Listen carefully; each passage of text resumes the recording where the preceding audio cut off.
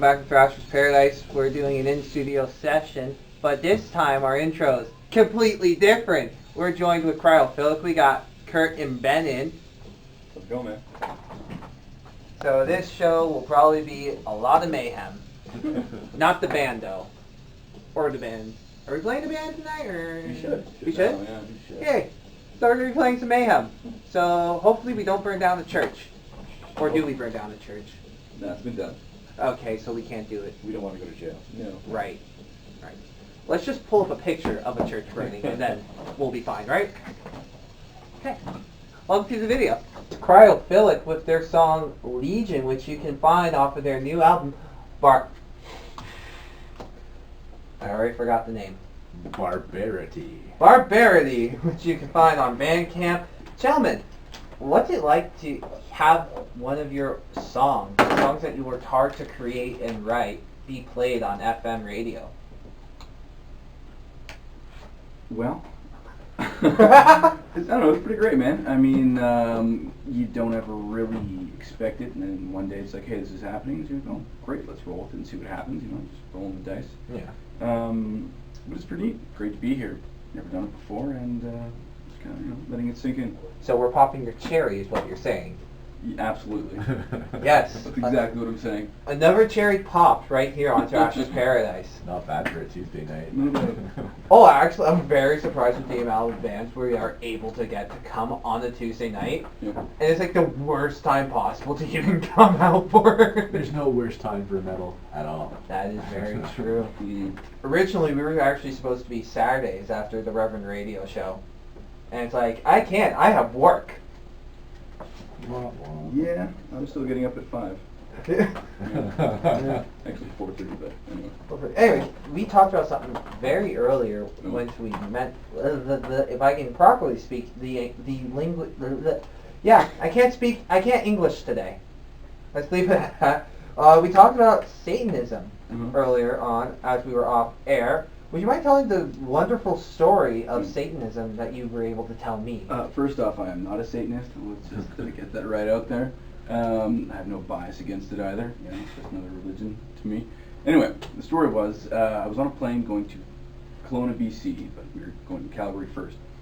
I'm sitting next to this guy, and if you've seen Hellboy, he looks just like Rasputin. He's, you know, bald head, big beard, you know, sharp nose. We don't speak the whole flight. And all of a sudden, I get up and I'm like, okay, I'm going to put my cult book back. I'm reading this philosophy book. It's not really a cult book, but that's just what I said out loud. My father was in the aisle next to me, and I see the guy kind of look up at me, and we haven't spoken the whole time. Yeah. And I'm like, hey, how's it going, man? You must be a musician. He got tattoos on his hand, tattoos on his head. And he's like, I'm in fact. I'm like, oh, cool. He's a singer in an industrial band. I told him, oh, you know, I'm in a death metal band. So, you know, so we got to talking. He asked me about the book I was reading. And I'm like, oh, you know, I'm like, it's not a cult book, it's more of a philosophy book, but, you know, a lot of people take good ideas and they warp it and to suit their own needs. And he goes, I know exactly what you mean. And I'm like, oh? And he goes, actually, I'm the head of the Satanic Church of Canada. And I'm like, oh, well, that's cool, nice to meet you, man, you know what I mean? Nice to me. And as soon as he said it, I'm like, well, do I have something for you? So I reach into my bag and I have one of the CDs, Barbarity, that, you know, doesn't come out for another week. I'm like, here you go, man, you might enjoy this. And he's like, oh, great, you know, took it, seemed happy about it. Everyone else on the plane was terrified. Because as soon as he said that, everyone kind of like, and no one really knows what to do. Yeah. No, I mean, nice guy. What are the chances of that even happening? Yeah, it's weird. And especially on a flight to Calgary. Yeah. I guess he's got a base out there. Well, I mean, their hockey team is the Flames, so Flames of Hell makes sense. Yeah. So that's the most recent story. Any fun stories that you might be able to tell us? Not really, I'm a pretty boring guy. Oh, no. They'd all be R-rated. Yeah. Don't lie. I can't say them on the air. Oh, no. Oh, that's a shame.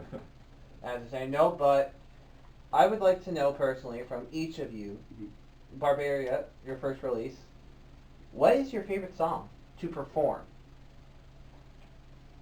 For me, it's definitely War Cry. That was the song that pretty much started the band and got everybody on board for this project. Yep. And it's a really banger death metal tune. Yeah, first song. I heard the demo without vocals. I'm like, okay, no, I want to be part of this band. It was Okay. the first time I had to try out for a band. Yeah. I'm glad I did, because as soon as I heard it, I'm like, I can paint all over this. Like, this is right on. Yeah. So. Well, speaking of that, how did Cryophilic form? It pretty much formed, like, my old band, I used to be in a band called That Point, right? A metal band out of Hamilton. We kind of broke up, and me and the drummer wanted to do something heavier, more death metal-like. So we started Cryophilic, and now the lineup is, solidified. It's been snowballing over the past few years. It's been quite the ride. Yeah. It was our, the first bass player was my buddy named Sal, and he told me that these guys were putting a band together, and he was jamming with them. And I said, well, why? I'm like, Kurt's already a vocalist. Like, he's a great vocalist, but he wanted a vocalist for him. I don't know. They do. I'm like, okay, cool. So I got in touch with them. Sal gave me the number and just said, hey, I'm so-and-so from this band. I heard, you were looking for somebody, so they sent me the song. And I was like, yes. So I went with my buddy Sal to practice.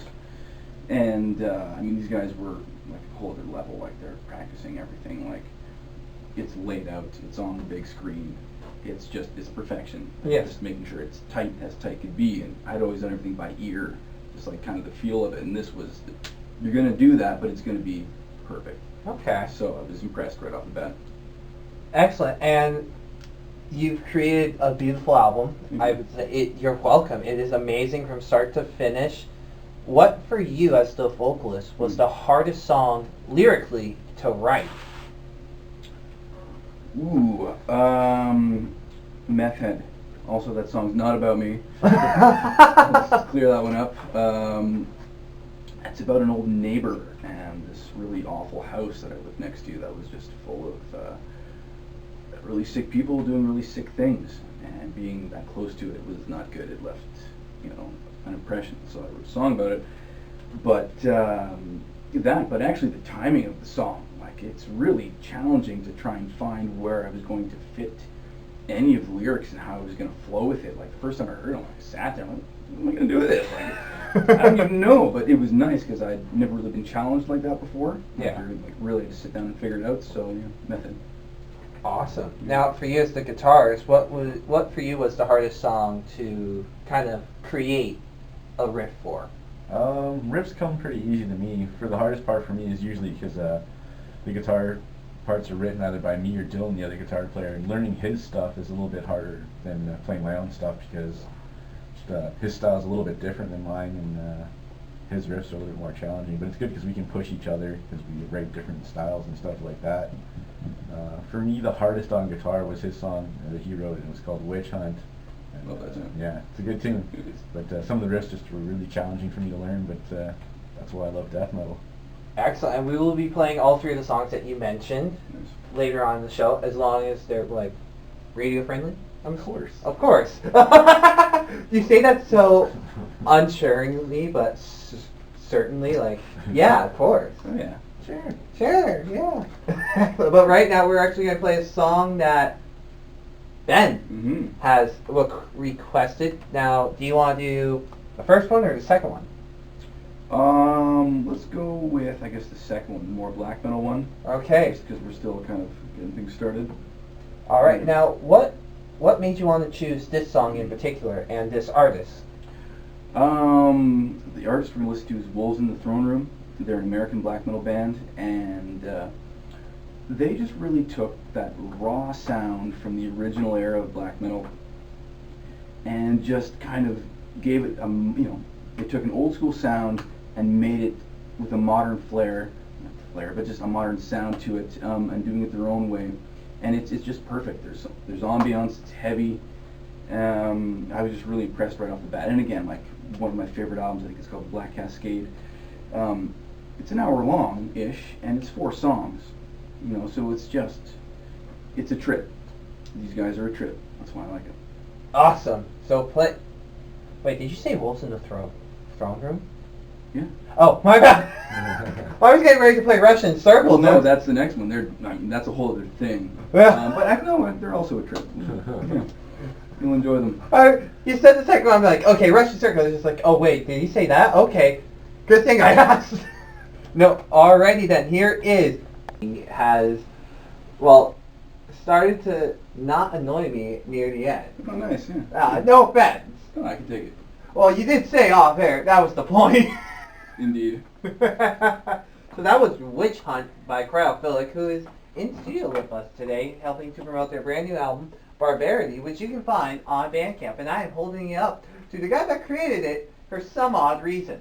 It looks good. It does. Looks It's good. beautiful album artwork. Now, you told me something very interesting. This wasn't the original artwork, but when you signed with CDN, it became that. Yeah. So what, in words, what was supposed to be the original artwork? Was it Japanese or was It was a Japanese artist. Japanese, yeah. The original artwork was really kind of bleak and bland. That's what we were actually going for, because that's, I don't know. I much prefer this. I wasn't a big fan of the old artwork. I mean, it's cool, but I feel like, I probably could have done that. I can draw a little bit, and I saw it, I'm like, this I'm all behind. I dig the album artwork. It's kind of like the theme of the album. When you listen to it, it feels like the album artwork. Yeah. Yeah. It's beautiful artwork, amazing imagery, and as we keep mentioning, the album is called Barbarity. I didn't forget it that time. What made you want to title the album that? Honestly, That's serious. Captain Picard. Dude, barbaric, barbarian, barbarism, but I'd never heard anyone go barbarity. And I was watching The Next Generation, and he's like, I won't stand for this barbarity. I was like, wait, what? What is this? Okay. And it just stuck. I remember it repeated in my head, and you texted me, what do you want to call the album? And I said, barbarity. That's what it is. Let's hear your best Picard accent. Number one. Engage. That's all I got. Barbarity.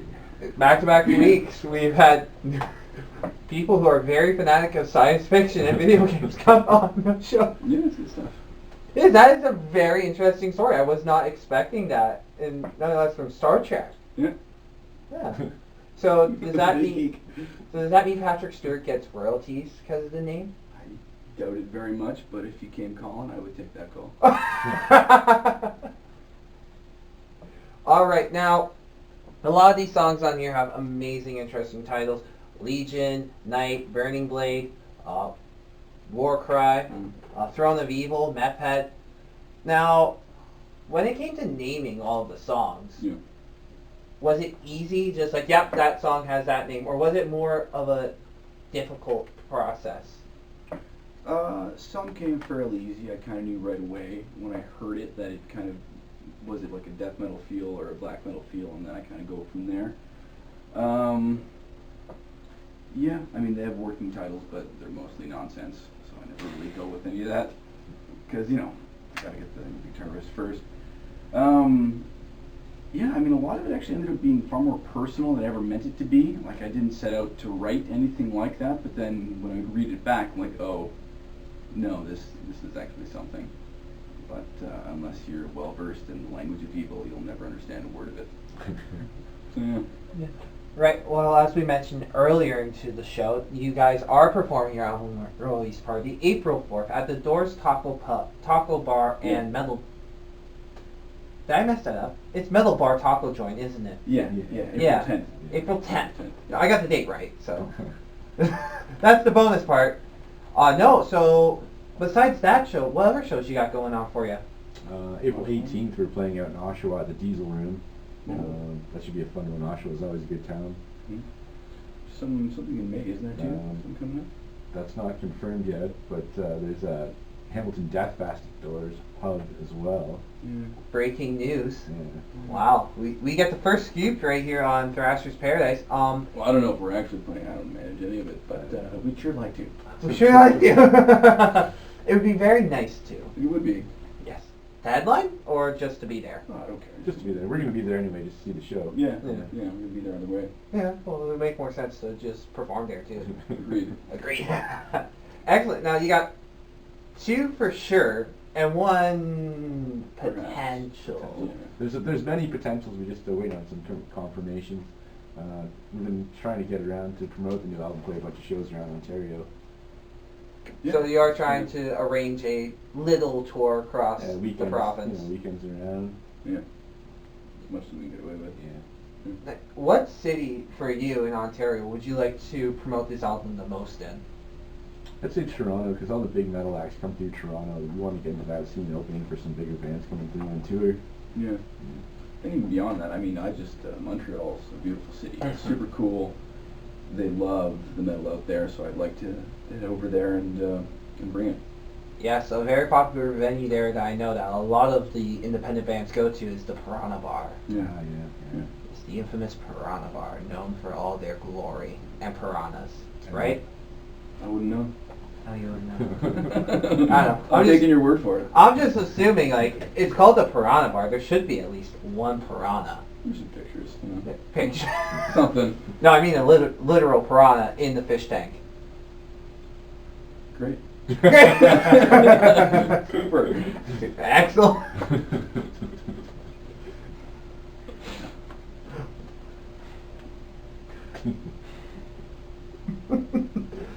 Yeah. I said that. That is very great. We're gonna get back to more music. Kurt, you wanted to hear something by Ending Tyranny. Ending Tyranny, great band out of Brantford. Also signed to CDN Records. Ah. There you go. Yeah. What made you want to choose this song in particular? They're one of my favorite local bands. They are crushing. I just love their sound, their energy. Now, I'm going to badly pronounce this. Could you please say the name of the song? What is the name of the song? The song you told me to go, the first track? The first track off their album, it's called the album's called Evolution of Deceit. I don't remember the track title though. Consciousness Deprived? There you go. Hey, I got it right! I'm very impressed with myself. Well, looks like I have... Well, and you said they were from Brantford? They're from Brantford, yeah. Oh.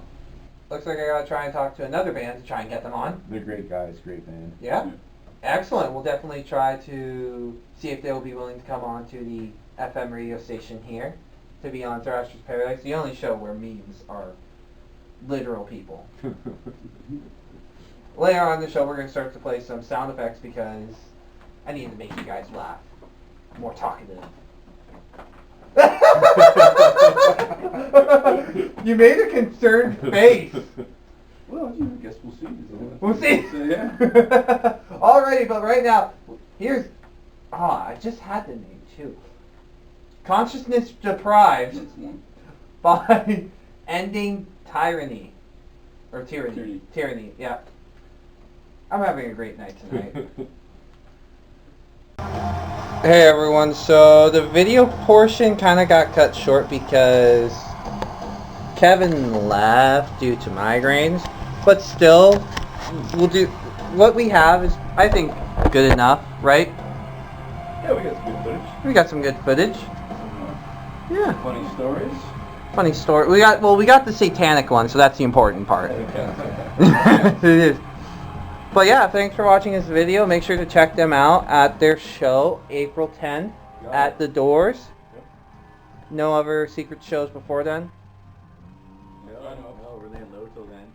Okay. Nice. Preparing, getting all ready. Hopefully have merchandise and not bootleg versions of it. Either or. Yeah. Or both. And make sure to follow them on Instagram and Facebook and Snapface, Twitter, YouTubes. Make sure to follow them on that. Pornhub. Pornhub's the important one. Prog Hub, because progressive death metal is a version of Prog Hub. And go to cdnrecords.com and order our album, Barbarity. Which is the most important one to do. Most important one. The most important one to do. And as always, make sure to keep on thrashing. That's right. Especially with these guys. Yeah.